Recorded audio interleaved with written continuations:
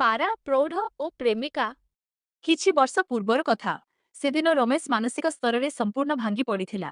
ତାର ପ୍ରେମିକା ତାକୁ ଗୋଟାଏ ଚନ୍ଦାମୁଣ୍ଡିଆ ଅଧାବୁଡ଼ା ମାରୁଆଡ଼ି ପାଇଁ ଛାଡ଼ି ଚାଲି ଯାଇଥିଲା। ସାରା ପୃଥିବୀଟା ରମେଶ ପାଇଁ ନିରାଶାରେ ଭରିଗଲା ଭଳି ମନେ ହେଉଥିଲା। ରମେଶ ଭୁବନେଶ୍ୱର ସହରର ରାସ୍ତାରେ ନିରୁଦ୍ଦେଶ୍ୟରେ ବୁଲୁଥିବା ବେଳେ ଏକ ଅପୂର୍ବ ଦୃଶ୍ୟ ଦେଖିଲା। ଜଣେ ପ୍ରୌଢ଼ ବ୍ୟକ୍ତି ଛକର ଏକ ପାର୍ଶ୍ୱରେ ବସି ପାରାମାନଙ୍କୁ ଖାଦ୍ୟ ଦେଉଥିଲେ। ତାଙ୍କ ଚାରିପାଖରେ ଅସଂଖ୍ୟ ପାରା ଘେରି ରହିଥିଲେ। କିଛି ତାଙ୍କ କାନ୍ଧରେ ଆଉ ଦୁଇ ତିନୋଟି ତାଙ୍କ କୋଳରେ ମଧ୍ୟ ବସିଥିଲେ। ହଠାତ୍ ସେ ରମେଶ ଆଡ଼କୁ ଚାହିଁ ପ୍ରୌଢ଼ ବ୍ୟକ୍ତି ଜଣକ ମୃଦୁ ହସଟିଏ ହସିଦେଲେ।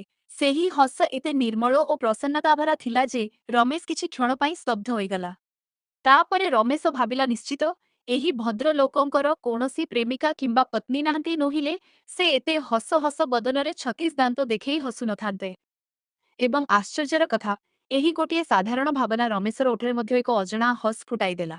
ଜୀବନଟା ହଠାତ୍ ତାକୁ ପୂର୍ବ ଅପେକ୍ଷା ବହୁତ ସହଜ ଓ ହାଲୁକା ମନେହେଲା।